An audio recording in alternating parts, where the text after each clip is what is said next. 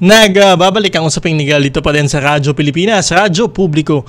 Eto, sa usaping legal natin ngayong araw, talagang ibinasura na ho no, ng ICC Appeals Chamber itong request for interim release ni dating Pangulong Rodrigo Duterte. Kahapon ho yan nangyari 5:30 ho dito Philippine time dito sa yun nga ho.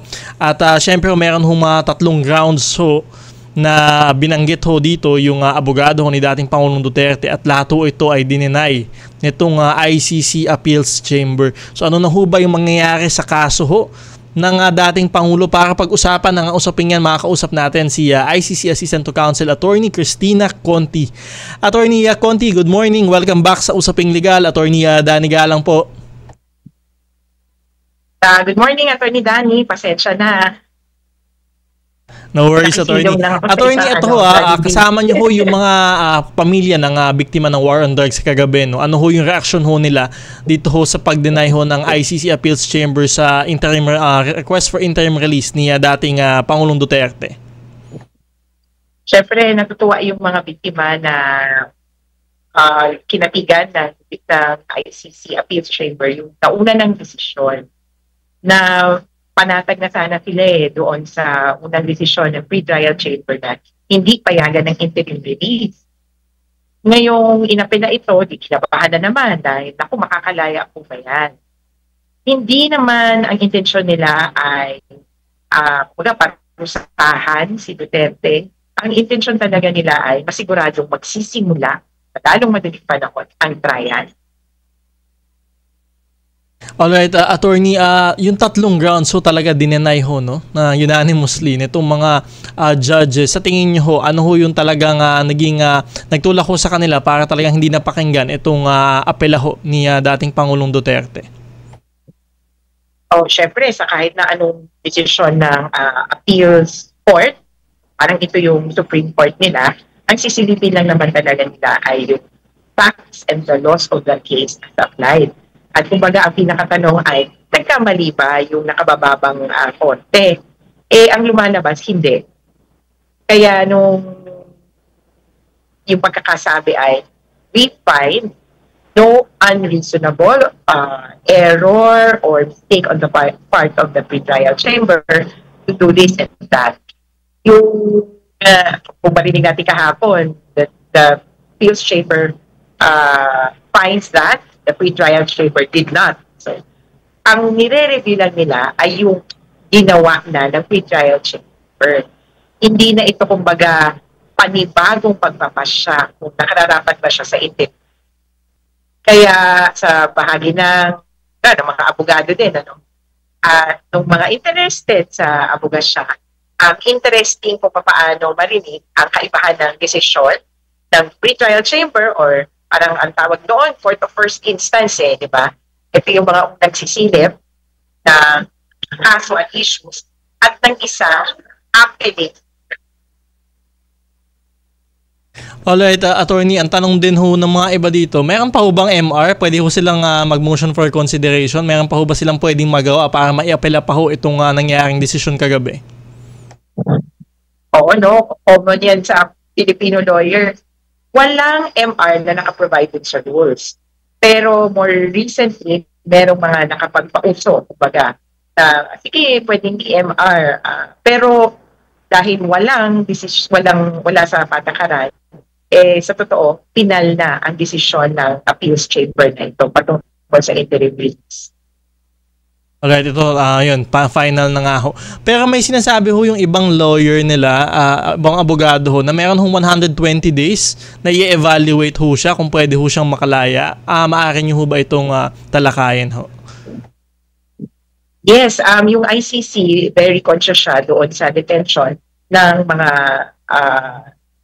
suspect or akusado sa kaso nila.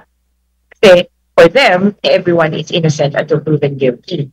Kaya, there's two parts to it. May 120 days na pag-review ng una, detention conditions, and pwede rin reviewin yung medical conditions. This is in relation to their request for adjournment as well, yung fitness to stand trial. Kaya, panaka-naka, may marereview talaga tungkol sa kalagayan o kondisyon ni Duterte. Alright, Attorney Conti, and then you mentioned nga ho yung sa medical, no? May resulta na ho ba yung medical examination? Kailan ho kaya ito lalabas? Yung reports are due to be submitted to the court, mga experts, ng December 5. Last week po yan. Next week po yan. Yung comments naman ng prosecution, defense, at ng victims are due on December 12. Kaya lang last day of the court na ito. Kaya baka January na mapag-isipan. January 5 ang resumption ng korte ulit. Alright, abangan ho natin yung December 5 and then yung sa comments nga ho. Attorney Conti, paano naman pero baka hindi i-upload. Attorney Danny, baka ito ay secret or redacted. Dahil, syempre, kailangan i-consider din yung privacy ni Duterte. Baka kung ano-ano ang i-conclude ng mga tao na hindi naman nakikita yung big picture. So for me, unlikely that this information will be disclosed to the public. Pero from our previous interviews, tama ho ba, kahit ho sabihin nila na talagang may medical condition ang dating Pangulong Duterte, ay hindi ho siya pauuwiin at talagang magsistay lamang ho siya dun sa mga kanilang Dutch villages, if I remember ho. Tama ho ba yung ganun? Oo yung konsepto kasi kapag ikaw ay unfit to stand trial, meron kang medical condition, di dapat ka tingnan, hindi yung basta-basta ka palalayain. Kaya yung Netherlands ay posibleng mag-provide ng institutionalization, either, depende kung sa anong sakit niya, either sa hospital, sa healthcare provider, ipapadala siya para mag-ibsan yung problema niya o kaya yung sakit niya kung sakali. Hindi ito ibig sabihin basta-basta siya palalayan. Alright, and so may connection pa din ho ito, no, doon sa confirmation of charges, itong magiging resulta ko ng medical examination. Tama ho ba? Sorry, Attorney Danny? May connection pa rin ho yung resulta ho, no, ng medical examination doon ho sa mangyayaring confirmation of charges kung matutuloy ho ito. Tama ho ba? Oo, ito yung pinakabalakid na lang, yung fitness to stand trial niya, balakid ito dun sa confirmation of charges. Na-restem yung September 23 natin na schedule. Hindi pa alam na date kasi nga, hindi daw siya fit to stand trial. In the same order, where the court will find he is fit or unfit to stand trial, there will be an order regarding the confirmation of charges reading.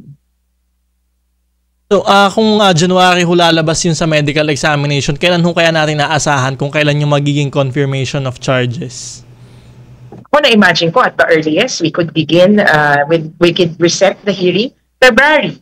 Enough na yung 1 month notice dun sa parties to appear before the court. Maski sa Pilipinas, no? Sorry naman. Maski sa Pilipinas, rationable na yung 1 month, no, na resetting. Kaya palagay ko, February, March, yan na yung earliest na makapag-schedule yung ICC. Rescheduling ng confirmation hearing. Alright, attorney, abangan ho natin yan, yung medical examination and then yung kung kailan yung magiging confirmation of charges. Ito, panghuli na lamang ho, Attorney Conti, no? Kahapon ho, naging emotional ho yung mga taga-suporta ng dating Pangulo. Dahil nga ho, ang inaasahan ho nila ay baka mabaligtad yung desisyon at baka mapauwi na itong dating Pangulo dito sa Pilipinas. Ano ho ang mensahe nyo ho sa kanila? Sa totoo po, kaisa niyo po kami sa dasal na okay pa si Duterte at ibig sabihin kasi nito ay matutuloy yung trial. Yan po ang pinaka-intensyon, pinaka-objective naman ng mga kaanak ng mga namatayan. Kung ano-ano man, ang sabi ni God, kasi humingi sila ng dasal, humingi rin naman kami ng dasal, this is for the best. At sa experience ni Harry Roque, mas mas nakakapabor na nandiyan sa Netherlands and under the custody or under your award of the state in a sense. Kasi si Harry naka-avail pa nga ng major and minor operation. Mukhang free of charge, courtesy of the Dutch Universal Healthcare System. Kaya makakaasa po kayo na hindi papabayaan ng Dutch government si Duterte. Alright, alam ko sobrang busy nyo. Maraming salamat ho sa inyong oras, Attorney Cristina Conti. Salamat, Tony Danny. Ingat. Si Attorney Cristina Conti, ICC Assistant to Counsel. Sa pagbabalik ng usaping legal, sasagutin ko po ang inyong mga katanungan legal pa. Mag-text na inyong mga katanungan, komento o reaksyon sa ating programa sa cellphone number na 0917-626-1169, 0917-626-1169 o hanapin ang ating live stream sa Attorney Danny Galang Facebook page at sa Facebook page ng Radyo Pilipinas. Magbabalik ang usaping legal matapos lamang ng ilang paalala.